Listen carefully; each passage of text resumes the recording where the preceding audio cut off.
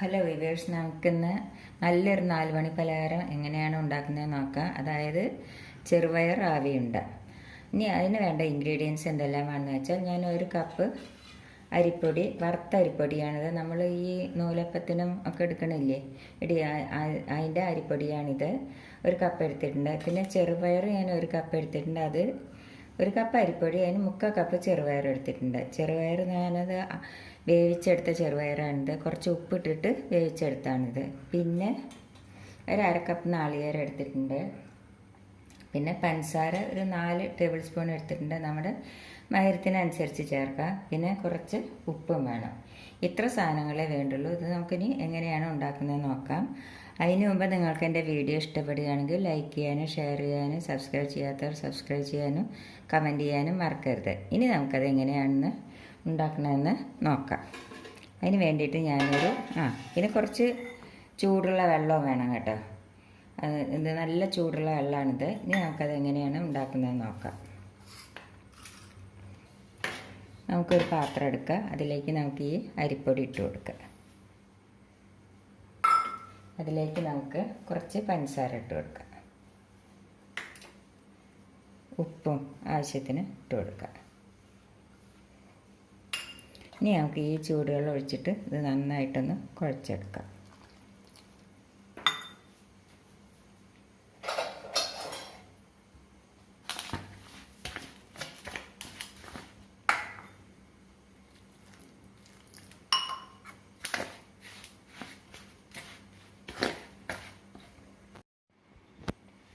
അപ്പോൾ മാവ് കുഴച്ച് റെഡിയായി. കണ്ടില്ലേ, നമ്മൾ നൂലപ്പത്തിനൊക്കെ കുഴക്കണ മാതിരി അതേ പാകമാണിത്. അപ്പോൾ മാവ് കുഴച്ച് റെഡിയായി. ഇനി നമുക്കിതിൻ്റെ ഫില്ലിങ് റെഡിയാക്കാം.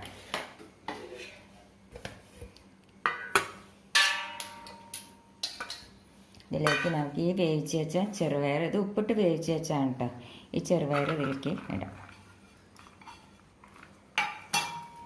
ഇതിലേക്ക് നമുക്ക് ഈ നാളികേരം ഇട്ട് കൊടുക്കാം.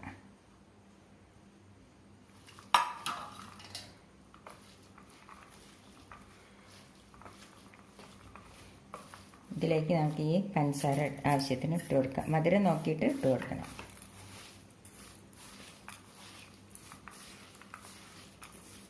ഇതിലേക്ക് നമുക്ക് വേണമെങ്കിൽ കുറച്ച് ഏലക്കായും കൂട്ടിയിട്ട് കുഴക്കട്ടെ. ഏലക്കായുടെ മണം ഇഷ്ടമുള്ളവർക്ക്.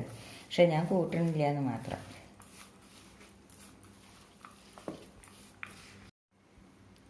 ഇനി നമുക്ക് ഇത് എങ്ങനെയാണ് ഉണ്ടാക്കുന്നത് നോക്കാം. അപ്പോൾ നമ്മുടെ ഫില്ലിങ് റെഡിയായി. ഇനി നമുക്ക് ഇതേമാതിരി കുറച്ചെടുത്തിട്ട് നമ്മൾ ഈ അരിപ്പൊടിയിൽ നമ്മൾ പഞ്ചസാരയും ഉപ്പും കൂട്ടിയിട്ടല്ലേ കുഴച്ചത്. ഇതേമാതിരി ഉരുട്ടിയിട്ട്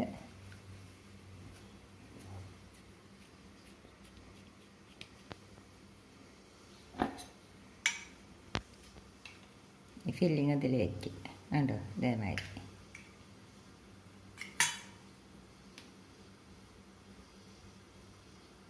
നമ്മുടെ കുഴക്കട്ട ഉണ്ടാക്കണ മാതിരി തന്നെ.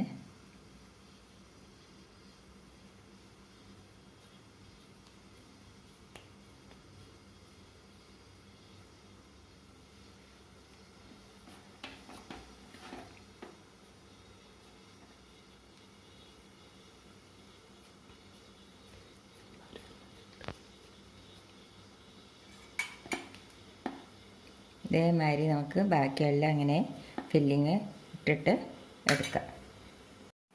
അപ്പം നമ്മുടെ കുഴക്കട്ട ഫില്ലിങ്ങൊക്കെ നിറച്ചിട്ട് റെഡിയായി. ഇനി നമുക്കത് എങ്ങനെയാണ് ഉണ്ടാക്കുന്നത് നോക്കാം. ഒരു ഇഡ്ഡലി പാത്രത്തിൽ വെള്ളം വെച്ചു.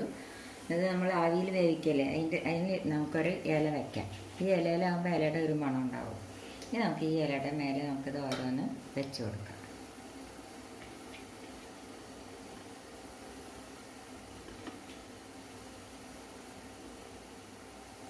വേറെ 5 എണ്ണം ഈ ഒരു കപ്പ് മാവ് കൊണ്ട് ഉണ്ടാക്കി വെക്കും. ഇനി നമുക്കിത് അടച്ച് വയ്ക്കാം.